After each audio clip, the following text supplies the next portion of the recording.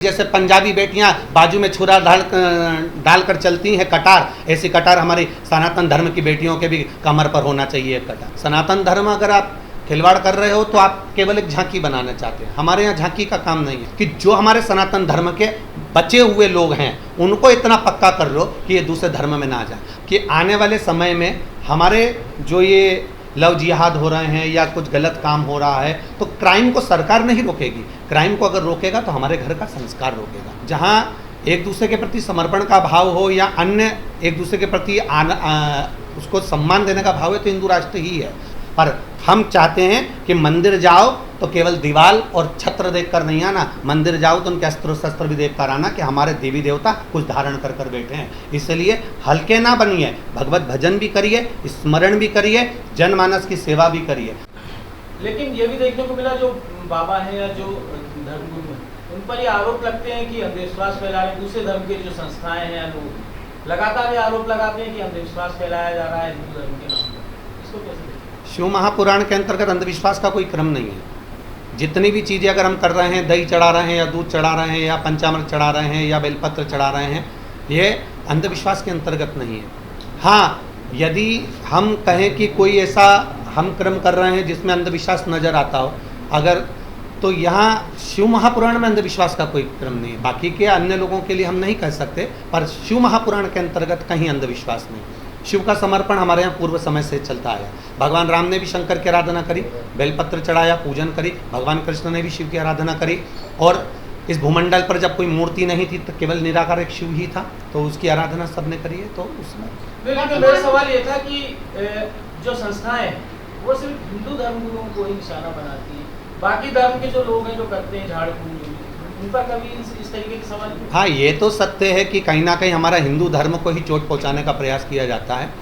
पर हमने व्यासपीठ से एक बात भी कही है, एक कथा कही थी कि ब्राह्मण लोग जा रहे हैं तीर्थ करने के लिए, उनके पीछे कुत्ते जा रहे हैं तीर्थ करने के लिए। तो वो कुत्ते जब वापिस आते हैं तो उनके कुत्ते लोग आपस में पूछते हैं कि आप गए थे तो क्या हुआ? तो उन्होंने कहा हमको ब्राह्मणों ने खूब सपोर्ट करा, खूब भोजन दिया, गांव-गांव गए, लोगों ने खूब दान दिया, किसी बढ़िया के दरवाजे पर खड़े हो जाते थे उन्हें खूब खाने को दिया। पर दिक्कत ये आई कि जिस गांव से निकलते थे वहाँ के कुत्ते पीछे पड़ जाते थे। तो कहीं ना कहीं हमको तो ऐसा लगता है कि ये नहीं कहेंगे कि ये लोगों को दूसरे धर्म के लोग कम प्रेशर देकर अपने ही धर्म के लोग कहीं ना कहीं कह देते हैं कि अंधविश्वास है। तो वो एक दिक्कत वाला विषय खड़ा हो जाता है कि अपने सनातन धर्म को ही हम आपस में तोड़ रहे हैं। ये नहीं कहते कि हाँ जो बोला गया है वो सत्य है, उसको प्रमाण कर सकता है। कोई व्यक्ति ने अगर बोला है तो उसको प्रमाणित तक कर सकता है। अगर वो बोल रहा है, व्यासपीठ से बोल रहा है या कहीं स्थान से बोल रहा है, तो उससे सिद्धता करवा सकते हैं अपन कि आप ये सिद्ध कर कर बताइए, तो करेगा वो। परंतु हम कहें कि अंधविश्वास है तो वो श्रेष्ठता नहीं। तो ये तो कहीं ना कहीं हमारी अपनी भी खुद की गलतियाँ हैं जो कि दूसरे लोग उंगली उठाते हैं, नहीं तो किसी की सामर्थ्यता क्या। कल एक वीडियो आपने देखा होगा, आप लोग तो पत्रकार हैं और सोशल मीडिया जुड़े हुए हैं। केदारनाथ जी में एक वीडियो आया है मार्केट में कि जिसमें एक बेटी अपने पिता को बचा रही है, एक बच्चा अपने पिता को बचा रहा है और लोग उसको डंडे से मार रहे हैं। अब इसमें गलती वहाँ पर डंडा चलाने वाले जितने घोड़े वाले थे उससे लाख गुना हजार गुना ज़्यादा दर्शन करने वाले थे।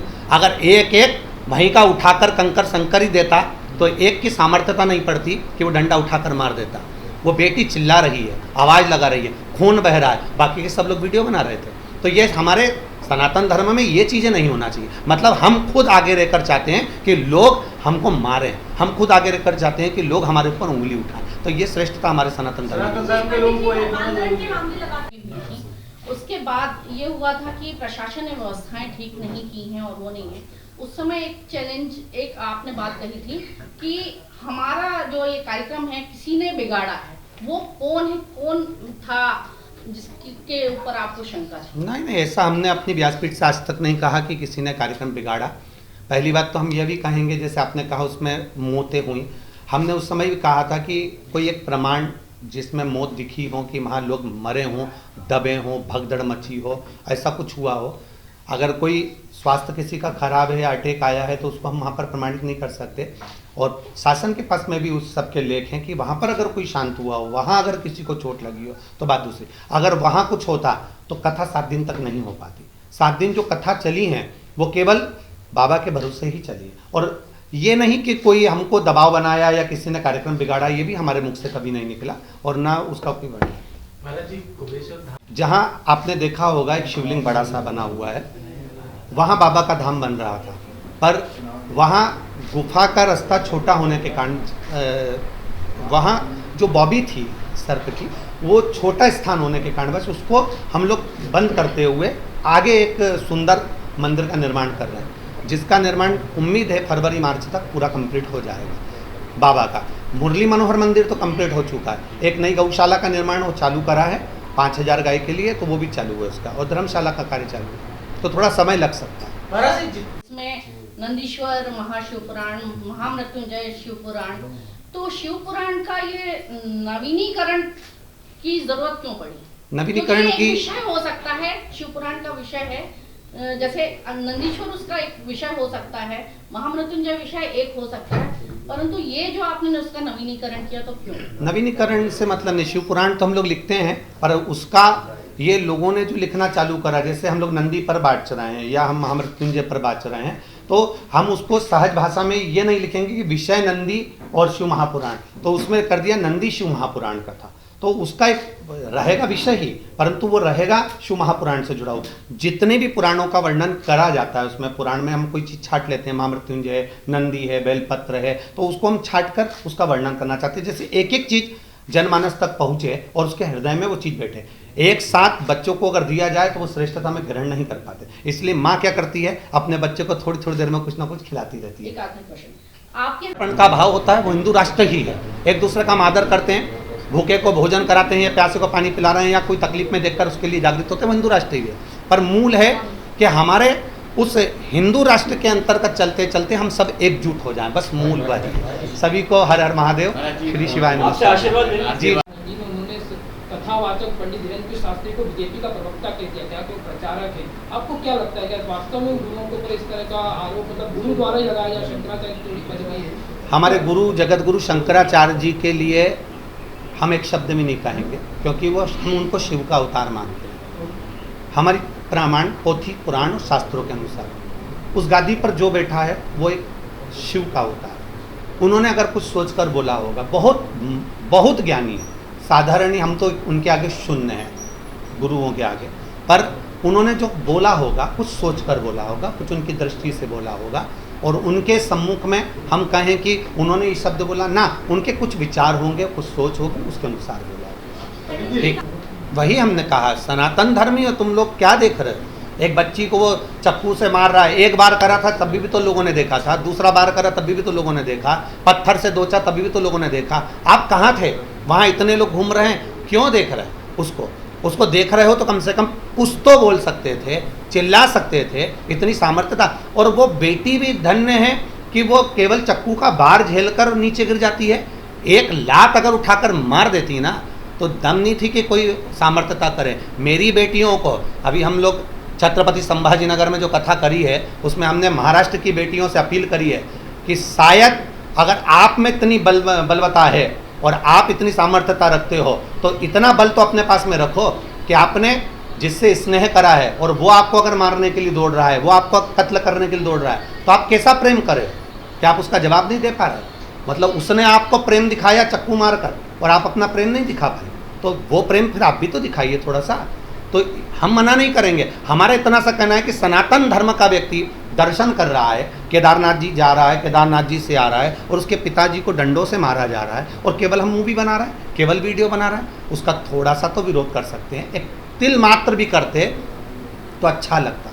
दो व्यक्ति भी अगर चिल्लाकर बोल देते हैं ना, तीसरे की सामर्थ्यता नहीं है कि कोई कुछ बोलता है। तो क्या आप ये मानते हैं सनातनी जो है वो कहीं ना कहीं डरपोक हो गया है, आवाज़ उठाने में सक्षम नहीं है, और उसके लिए आप लोग मंच से किस तरह से आक्रोश या ओज भरेंगे लोगों के अंदर? नहीं, डरपुक्का नहीं हुआ है सनातनी कभी डरपुक्का हुआ ही नहीं और कभी हो भी नहीं सकता, ना कमज़ोर हुआ है। सनातनी किस बेस पे कमज़ोर दिखता है? केवल ये हमारी परवरिश के अंतर्गत है, कि हम अपने घर के उन बेटा बेटियों को, उन घर के व्यक्ति को ये हम ज्ञान देकर नहीं भेज रहे। हम केवल इतना ज्ञान देकर भेजते हैं कि मंदिर में जाना, दर्शन कर कर आना, शीश नवा कर आना। हम उनको ये नहीं कहते माता रानी के हाथ में तलवार भी रखी है, अच्छे से देख कर आना। शंकर जी के पास त्रिशूल रखा है, अच्छे से देख कर आना। भगवान विष्णु के पास सुदर्शन चक्र रखा है, वो अच्छे से देख कर आना। हमने केवल उनके सामने प्रणाम करने भेजा है। पर हम चाहते हैं कि मंदिर जाओ तो केवल दीवाल और छत्र देख कर नहीं आना, मंदिर जाओ तो उनके अस्त्र शस्त्र भी देख कर आना कि हमारे देवी देवता कुछ धारण कर कर बैठे हैं। इसलिए हल्के ना बनिए, भगवत भजन भी करिए, स्मरण भी करिए, जनमानस की सेवा भी करिए। और जहाँ मौका मिल जाए, दिल से कोई भूखा है तो भोजन कराओ, प्यासा है पानी पिलाओ, अपना पड़ोसी दुखी है तो उसका साथ दीजिए, आसपास में कोई रह रहा है तकलीफ में उसका भी साथ दीजिए। हम ये भी नहीं कहेंगे कि कोई दूसरे धर्म का है तो उसका साथ ना दे। अगर तकलीफ में है, 2 रोटी खिलाने की जवाबदारी अपनी है। अपन सनातनी है, किसी को भूखा मरते नहीं देख सकते। छत्रपति संभाजी नगर से हमने मांग करी, जैसे पंजाबी बेटियां बाजू में छुरा डालकर चलती हैं कटार, ऐसी कटार हमारी सनातन धर्म की बेटियों के भी कमर पर होना चाहिए एक कटार। गुरु जी, एक सहयोग से बदलना चाहिए, क्योंकि तर्क दिया जा रहा है कि हमीदुल्लाह जो यहाँ के नवाब थे, उन्होंने उनके कारण 2 साल बाद भोपाल जो है आज़ाद हुआ है। इसी कारण वो पाकिस्तान को, उन्होंने भोपाल को विलीनीकरण कराना चाहते थे। तो आपको क्या लगता है कि नामकरण की श्रृंखला में इसका भी नाम बदला जाना चाहिए? आएगा समय जरूर, ऐसा नहीं है कि नहीं आएगा, उस समय का इंतजार रहेगा। धीरे धीरे जैसे नाम बदल रहे हैं तो उम्मीद है कि बदलेगा ही। वृक्षारोपण के लिए गए थे साथ में और उन्होंने बहुत सुंदर सुंदर बातें वर्णन करी। उसमें हमने उनको एक चीज़ के लिए बहुत ज़्यादा धन्यवाद दिया है। वो मूल चीज़ है गौ माता के लिए जो एम्बुलेंस चलाई गई है, उसके लिए हमने उनको धन्यवाद दिया। क्योंकि एक अपने जनमानस के लिए, मनुष्य के लिए तो एम्बुलेंस चलती ही हैं, और उसमें सबसे बड़ी बात यह है कि उन्होंने केवल एम्बुलेंस नहीं चलाई, उसमें डॉक्टर बिठाए हैं और उसकी औषधि भी कर रहे हैं। तो उसके लिए हमने उनको साधुवाद दिया और धन्यवाद दिया, और यह कहा है कि ऐसे ही सेवा के क्रम में लगे रहें। तो अभी जो लोग हैं वैष्णव की जगह शैव की ओर, मतलब या वैश्य की ओर ज़्यादा आसक्त नजर आ रहे हैं। जी जी। रुद्राक्ष जो आप देते हैं, मार्केट में बहुत सारे फर्जी रुद्राक्ष भी आते हैं, तो आम व्यक्ति, क्योंकि आप उसकी कहता है, कैसे पहचानें, या आम व्यक्ति कैसे माने कि ये सही रुद्राक्ष है? आपकी नहीं, मतलब जहाँ से कहीं से भी लोग, आपकी कथा के आसपास भी देखा कई लोग बेचने इकट्ठे हो गए, तो आम व्यक्ति जो हम हैं या कोई व्यक्ति है, वो कैसे पहचाने कि हमें रुद्राक्ष ले लें?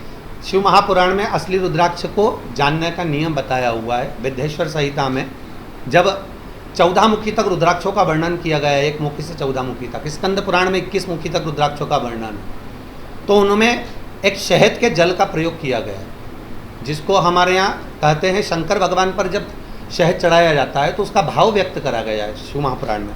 तो वो शहद का जो पानी होता है उसके अंतर्गत हम रुद्राक्ष को डालते हैं। वो रुद्राक्ष कुछ देर तक नीचे जाता है, फिर ऊपर आ जाता है। पर जो नकली रुद्राक्ष होता है वो पानी में नीचे दबता ही चले जाता है, वो ऊपर कभी नहीं आता। रुद्राक्षों का क्रम होता है, इसलिए असली रुद्राक्षों की जो पहचान होती है, उस रुद्राक्ष के अंतर्गत में शहद के पानी से और जल से, मतलब सादे पानी से, दोनों से उसका प्रयोग किया जाता है। जैसे सीहोर का आप कभी भी एक रुद्राक्ष लेकर आएंगे तो वो आपको उसका प्रयोग आपको करके देख सकते हैं। कभी भी अन्य रुद्राक्ष को आप पानी में गला कर रखेंगे तो वो धीरे धीरे धीरे धीरे गलता चले जाएगा और सड़ जाएगा। सड़ने के बाद उसको आप ऐसा हाथ से दबाएंगे वो टूट जाएगा। सीहोर का रुद्राक्ष आप बरसों तक पानी में डालेंगे वो कभी नहीं टूटता। तो ये इसमें प्रामाणिकता रहती है। रुद्राक्ष को लेकर कुछ भ्रांतियाँ भी रहती हैं। कई लोग कहते हैं कि भाई शमशान में जाए तो रुद्राक्ष ना पहन के जाए, या लघु शंका के लिए आदमी जाता है, दिनचर्या के नित्य नियम में जाता है तो रुद्राक्ष पहन के नहीं जाए। बहुत सी चीज़ें आप क्या कहेंगे? हाँ, रुद्राक्ष के लिए हम तो इतना ही कहेंगे, तुलसी की माला और रुद्राक्ष गले में अगर है, मृत्यु का कोई ठिकाना होता है क्या? कब मरेगा व्यक्ति? जैसे शंकर के दरवाजे जाने का कोई समय नहीं है, शिव के द्वार कभी भी जा सकते हो क्योंकि शिव अड़भंगा है। उसी तरह रुद्राक्ष और तुलसी की माला आखिरी दम तक भी नहीं उतरती। आप अगर पहने हुए हो, हमारे वैष्णव संप्रदाय में मेरा खुद पुष्टि मार्ग से जुड़ाव है, तो अगर आप रुद्राक्ष धारण करे हैं या तुलसी की माला धारण करे हुए हैं तो आप ऐसा नहीं कि कहीं नहीं जाएंगे, वहाँ से आइए और अपने रुद्राक्ष को या तुलसी की माला को गंगा का जल का छिटान कर कर और जो अपने नियम बनाए हैं शास्त्रों में वैसे कर कर उसको धारण। गुरुजी, मीडिया बनने का विरोध किया है, क्योंकि हमारे सनातन में ये काम बहुत अच्छा हो रहा है, तो इसको किस ढंग से बोलेंगे? हाँ, यहाँ पर आए थे वो, तो उन्होंने इसका विरोध किया। तो क्या कहेंगे कि ये जो हो रहा है या वो उनका, क्योंकि वक्तव्य भी महत्व रखता है, तो जब हमारे धर्म संत जो हैं एक नहीं होंगे और एक होकर बात नहीं करेंगे तो ये इसको किस ढंग से जगत गुरु हैं, उनका आशीर्वाद अपन सब पर बना हुआ है। कुछ अच्छा सोचकर ही बोले होंगे, कहीं ना कहीं कुछ गलत नहीं सोचा होगा, या तो उन्होंने इस भाव में कहा होगा कि उसको मजबूतता से लेकर चलें या कुछ अच्छा बनाकर चलें। कॉरिडोर से मतलब ये नहीं है कि अपन उसको केवल एक साधारण सा रख दिया। कॉरिडोर का मतलब होता है कि जनमानस को कैसे शिव के प्रति या राम के प्रति या कृष्ण के प्रति आसक्त किया जाए। एक साधारण सी स्त्री भी अपने घर से जब निकलती है तो कुछ नहीं तो सिर पे कंघा कर कर निकलती है। आज हमारे सनातन धर्म के नवयुवक बेटा बेटी जिस समय पर नया वर्ष आता है उस समय पर होटलों में जाते थे, पर यह खुशी की बात है कि जब मंदिरों का विकास हो रहा है या मंदिरों आगे बढ़ रहा है या कॉरिडोर बन रहे हैं तो उसमें कहीं ना कहीं नवयुवक बेटा बेटी मंदिर की ओर खींचे हैं। अब आप 31 पर देखेंगे तो होटलें खाली रहती हैं और मंदिर के द्वार भरे रहते हैं, तीर्थ भरे रहते हैं। तो उसमें हमको कुछ अच्छा प्राप्त हो रहा है, कुछ अच्छा लग रहा है कि हमारा सनातन धर्म आगे बढ़ रहा है। उन्होंने उनके भाव से कुछ ना कुछ अच्छा सोच कर कहा होगा और होता है। जगत गुरु शंकराचार्य जी के चरणों में अपन बैठ कर अगर कुछ चीज़ अच्छी पाएंगे, हो सकता है उनके पास में जाकर जो कॉरिडोर का निर्माण करते हैं या बनाते हैं या बोलते हैं उनको उनके पास जाकर बैठना चाहिए और बैठकर उनसे कुछ राय लेकर कुछ अच्छा बनाने का प्रयास करना चाहिए। निरपेक्षता को नास्तिकता से जोड़ देते हैं, आप उन लोगों के लिए क्या करेंगे? मेरा कहना है वो खुद भी नहीं जोड़ पाते ना, स्वयं भी नहीं जोड़ रहे हैं। और स्वयं होता है जिस व्यक्ति को लगता है कि यहाँ ये पानी पतासे वाले से उसका बेर हो गया है तो वो 50 लोगों को जरूर कहेगा कि पानी पतासा मत खाना उस दुकान से। ऐसे कई लोग होते हैं जिनको तकलीफ़ें रहती है कहीं ना कहीं वो अंदर से, और ऐसा नहीं कि उनके मन में कोई कपट है या गलत भाव है। आएंगे हमारे यहाँ नाथद्वारा में कड़ली ठोर चलती है। कड़ली ठोर मतलब एक मैदे की पूड़ी होती है, उसमें शक्कर चढ़ी होती है, एक बिल्कुल भोली होती है, उसको तोड़ और खा जाओ। एक कड़ली ठोर होती है, उस कड़ली ठोर को पत्थर से तोड़ना पड़ता है और मुंह में रखना पड़ता है। मुंह में रखो, थोड़ी देर बाद में नरम हो जाती है। उसी तरह कई लोग ऐसे होते हैं जो थोड़े कड़क से दिखते हैं कि ये धर्म को नहीं मानता, संप्रदाय को नहीं मानता, और ये कड़ली ठोर की तरह ये धीरे धीरे जब कोई सदगुरु की शरण में आएंगे तो धीरे धीरे नरम होते चले जाएंगे। महाराज जी, सनातन धर्म की जो बेटियां हैं उनके लिए कोई संदेश आपकी तरफ से कोई बात ऐसी जो सावधान रहे तो जरूर कहना चाहूँगा, इतना जरूर कहूँगा। बहुत अच्छी बात आपने कही कि बेटियों के लिए मैं इतना जरूर कहना चाहूँगा कि हर तरह से अपन जब देख रहे हैं कि अपने को ये तकलीफ़ें हैं या एक बेटी का कत्ल हुआ या दूसरी बेटी का कत्ल हुआ या ये तकलीफ़ें आ रही हैं, तो आखिर ऐसा कौन सा दबाव है आपके ऊपर जो आप फिर भी उनकी ओर आसक्त हो रहे हैं? मेरा तो इतना कहना, तुम्हारे माता पिता की अभिलाषाएँ कितनी हैं। एक बार अगर मन में सोचोगे जिन माता पिता ने आपको गोदी में खिलाया है और इतनी सारी मीडिया आपको हर चीज़ बताने के लिए अग्रण्य है, ऐसा कोई मीडिया नहीं जो सामने नहीं लाती है, कहीं ना कहीं अच्छे से अच्छा प्रस्तुत देती है, तो वो आपको सुधारने के लिए देती है। तो मेरा इतना सा जरूर कहना रहेगा कि आपके माता पिता जो सोचेंगे वो आपके लिए सोचेंगे, पर आप गलत मार्ग पर चलकर दूसरे के लिए सोचती हो और उसका शिकार अब बन जाती है। इसलिए निवेदन है कि प्रयास करना कि जितना बन सके अपने माता पिता के दिए हुए संस्कारों पर ही अग्रणी। सर कलाकार जाते थे, अब धर्म गुरुओं को बुलाया जा रहा है, धर्म गुरुओं का सहारा लिया जा रहा है, या भगवान जो बजरंगबली हैं उनका नाम हो रहा है, इसको आप किस नज़र से देखते हैं? मैं तो कहूँगा ये तो बड़ी सद्बुद्धि की बात है कि नेता हनुमान जी का नाम ले रहा है, राम जी का नाम ले रहा है, कृष्ण जी का नाम ले रहा है, इसमें कोई दिक्कत वाली बात नहीं है। पर मूल चीज़ ये है कि कोई कहे कि राजनेता धर्म गुरुओं को बुला रहे हैं और अपना प्रचार कर, ऐसा नहीं है। कथाएं पहले से बुकिंग रहती है, कथाओं का क्रम जो रहता है ये चुनाव का क्रम संत या कथाकारों के लिए नहीं है। और कथाकार कभी नहीं देखता कि कौन पार्टी की कथा है, कथाकार ये देखता है कि कथा किसने ली। हमारे पास में अगर कथा विश्वास भैया की आई है तो उसमें स्वर्गीय कैलाश नारायण जी सारंग की स्मृति में लिखा हुआ है कि ये कथा, और ये कथा विश्वास भैया आए तब नहीं, उनके मित्र लोग भी पहले पहुंचकर इस कथा। तो ऐसा नहीं है कि राजनीति के अंतर्गत ही कथा हो, व्यक्ति विशेष भी कथा कराता है। ऐसी कथाएं लगातार चलती रहती, चाहे कोई पार्टी हो, कथा कथा है। दूसरे धर्म के लोग नहीं है, हमारी व्यासपीठ पर आपको नहीं मिलेगा ये सभी चीज़ें, क्योंकि हम सनातन धर्म को केवल खिलवाड़ नहीं करना चाहते। सनातन धर्म अगर आप खिलवाड़ कर रहे हो तो आप केवल एक झांकी बनाना चाहते हैं। हमारे यहाँ झांकी का काम नहीं है। हमारे यहाँ व्यासपीठ पर आपने देखा होगा केवल एक सनातन धर्म के भाव से लोग आते हैं, आरती करते हैं, पूजन करते हैं, आराधना करते हैं, चले जाते हैं। दिखावे का क्रम नहीं होना चाहिए। और आज दिखावे के अंतर्गत अगर लोग कर रहे हो तो बात दूसरी है, परंतु हमारे यहाँ व्यासपीठ पर आपने कभी नहीं देखा होगा कि कोई अन्य धर्म के लोग आकर कहीं ना कहीं किसी न किसी रूप में आरती करें या उनका दिखावा हो, नहीं चाहिए।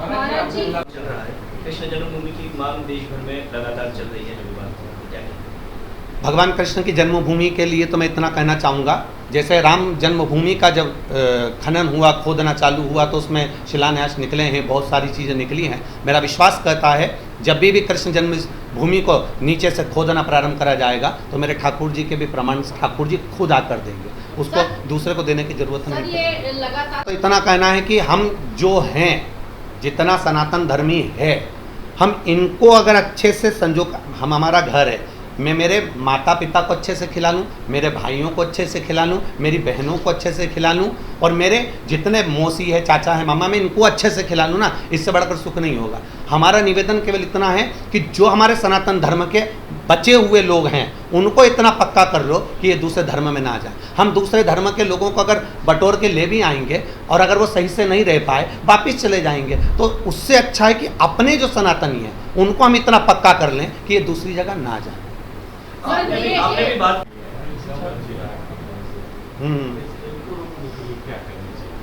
हमने पहले भी एक बात कही, सामर्थ्यता सरकार के पास नहीं है कि वो होने वाले क्राइम को रोक सके। क्राइम को सरकार कभी नहीं रोक सकती। क्राइम को अगर रोकेगा तो अपने घर का संस्कार रोकेगा। सरकार निगाह रख सकती है, सरकार केस लड़ सकती है, सरकार दबाव बना सकती है, पर हमारे घर के संस्कार, उम्मीद है कि आने वाले समय में हमारे जो ये लव जिहाद हो रहे हैं या कुछ गलत काम हो रहा है तो क्राइम को सरकार नहीं रोकेगी। क्राइम को अगर रोकेगा तो हमारे घर का संस्कार रोकेगा। माता पिता अपने बच्चों को अच्छा संस्कार देंगे तो उम्मीद है कि ये नए नए जो काम हो रहा है अपने आप रुकेंगे। आपने लव जिहाद की बात करी, तो आपको क्या लगता है देश के अंदर माहौल ऐसा है या उसके लिए कैसे सुधार हो पाए? होगा। लव जिहाद देखने को तो मिल रहा है ना कहीं किसी ना किसी रूप में। बेटियां अगर शिकार हो रही हैं तो दुख तो होता है देखकर, पर उम्मीद है कि अगर अच्छे संस्कार होंगे और अच्छे संस्कार दिए जाएंगे तो लव जिहाद पर कमांड तो होगा। शिव पुराण में जो 24,000 श्लोकों की बात है और 7 रुद्र संहिताओं की बात है, इस बार आपने बहुत सरल किया है क्योंकि आम जनता तक पहुंच सके शिव पुराण, परंतु 2-3 चीजें जो लोगों को बातचीत में आई है कि इस बार आपने कथा में कहीं पर भी श्लोकों का प्रयोग नहीं किया, उसकी वजह क्या है? श्लोकों का प्रयोग तो मैं पहले भी कथाओं में नहीं करता, केवल एक प्रवचन के रूप में शिव महापुराण को लेकर चलते हैं जो जनमानस के लिए जरूरी है। हमारे घर का तरीका ही हम नहीं बदल पाए और केवल शिव को जान कर बैठ गए। ऐसे बहुत लोग हैं जो साधना में लीन हैं पर भीतर से परमात्मा में लीन नहीं हो पा रहे। शिव महापुराण हमें हमारे घर के तरीकों से, जैसे हमने एक सहज भाषा में कह दिया कि हेलमेट और सीट बेल्ट, सरकार का इसमें कोई फायदा नहीं है। फायदा हमारा है कि हम उससे बच जाएंगे। एक्सीडेंट में अगर चोट लगी तो हम बच जाएंगे। उसी तरह जल चढ़ाने से सीहोर वाले महाराज का फायदा नहीं, फायदा आपका है कि कहीं ना कहीं हमारा विश्वास जागृत होगा तो हम जिस कर्म को कर रहे हैं उस कर्म को करते करते हमारे विश्वास को जागृत कर कर हम उसको सफलता पा लेंगे। इसीलिए हमारा जहाँ तक वर्णन रहता है तो हम अपनी पूरी शिव महापुराण में जहाँ तक है हिंदी का प्रयोग करते हुए उसको आगे बढ़ाते हैं। एक और आपने महाशिव राम राज्य होना चाहिए। राम राज्य का मतलब ये है, हिंदू राष्ट्र और राम राज्य से मतलब, हिंदू राष्ट्र तो है ही, राम राज्य का मतलब ये है कि आपने देखा होगा हरिद्वार जाओ, चाहे अपने छिपरा चले जाओ, उज्जैन चले जाओ या अपन होशंगाबाद आदि क्षेत्र में नर्मदा तट पर चले जाएं, नर्मदापुरम वगैरह, तो वहाँ देखेंगे कि पहले के समय में केवल एक घाट बनता था जिसका नाम था राम घाट। आपने भैया जी ने बहुत अच्छा प्रश्न किया कि राम राज्य कैसा होता है, तो ये राम घाट की कल्पना भगवान राम की थी। अयोध्या में केवल एक ही घाट था जिसका नाम था राम घाट। 7 जात का आदमी आता था, चाहे ब्राह्मण हो, क्षत्रिय हो, वैश्य हो, शूद्र हो, वो एक ही घाट पर स्नान करता था, एक ही घाट से पानी भरता था। धीरे धीरे लोगों ने धर्म को बांटा है, धीरे धीरे लोगों ने अपनी अपनी समाजों को बांटा है और बांटते अलग अलग घाट के निर्माण कर दिए कि ये घाट इनका है, ये घाट इनका है, ये घाट इनका है। पर राम राज्य के अंतर्गत जैसी सुंदर बात आपने कही कि एक घाट मतलब एक जैसा सबके लिए सोचना, ये मूल है। तो वो बहुत, ये तो हमारी भी परिकल्पना जैसे आपकी है कि राम राज्य ऐसा होना चाहिए कि सब बराबर। तो क्या भारत में राम राज्य की स्थापना हो रही है, लगता है आपको, उम्मीद है? बिल्कुल चालू है और आगे चलकर उम्मीद है कि ऐसा होगा कि सारी समाजें एक जाजम पर बैठेंगी और एक जगह एकजुट होकर कार्य करेंगी। जी, बाबा की कृपा, सभी को श्री शिवाय नमस्तुभ्यं। भोपाल नगर में जो कथा हुई है बहुत अच्छी हुई और व्यवस्थाएं बहुत ही अच्छी थी। सुचारू रूप से प्रशासन की जो व्यवस्थाएं थी, ट्रैफिक को देखकर और अन्य चीज़ों की जो व्यवस्थाएं रहती हैं, वो सारी व्यवस्था बहुत अच्छी थी और बाबा की कृपा से बहुत ही अच्छी हुई। भीड़ तो ज़्यादा थी, खैर अन्य जगह की अपेक्षा यहाँ पर भीड़ और बढ़ के आई है। हो सकता है राजधानी का प्रभाव पड़ा हो, इसलिए भी हो सकता है। जब से आप आए हैं और भी धर्मगुरु आए हैं, हिंदू राष्ट्र की बात होती है, हिंदू राष्ट्र में किस तरीके की परिकल्पना देखते हैं? पहले तो कहना चाहूँगा कि हमारा भारत वैसे भी पहले से हिंदू राष्ट्र है। ऐसा नहीं कि जहाँ एक दूसरे के प्रति अगर प्रेम है और दूसरे के दुख को देखकर हम दुखी हो रहे हैं, दूसरे के सुख को देखकर सुखी हो रहे हैं, किसी की तकलीफ में हम शामिल हो रहे हैं, तो समझ लीजिए हिंदू राष्ट्र हमारा पहले से है। भारत सनातन धर्म के अंतर्गत बस ये जरूर है कि कहीं ना कहीं लोगों के मन में भाव जागृत हुआ है कि हिंदू राष्ट्र होना चाहिए, परंतु हिंदू राष्ट्र तो शुरू से रहा है। जहाँ एक दूसरे के प्रति समर्पण का भाव हो या अन्य एक दूसरे के प्रति उसको सम्मान देने का भाव है, तो हिंदू राष्ट्र ही है। जहाँ सुबह उठते से ही लोग राम राम कहते हैं, कृष्ण नाम लेते हैं या शिव नाम लेते हैं, तो हिंदू राष्ट्र का आनंद है। तो क्या आपको लगता Shri Krishna university Chhatarpur, the high tech university in central India, Bundelkhand के लिए गौरव की बात है कि अब छतरपुर में हम आपको देंगे विश्व स्तरीय एजुकेशन सिस्टम और वर्ल्ड क्लास इंफ्रास्ट्रक्चर। कोरोना जैसी महामारी के दौर में अब महानगरों की भीड़ भाड़, अत्यधिक खर्च से बचे तथा अपने घर एवं अपने शहर में रहकर ही विश्व स्तरीय रोजगार उन्मुखी शिक्षा को प्राप्त करें और महानगरों में होने वाली परेशानी से बचे, क्योंकि कोरोना ने हमें सिखा दिया है कि हम महानगरों में सुरक्षित हैं या अपने शहर और घर में। इसीलिए श्री कृष्णा विश्वविद्यालय आपको देगा राष्ट्रीय शिक्षा नीति 2020 के अनुसार तैयार पाठ्यक्रम और कोर्स में प्रवेश के अवसर।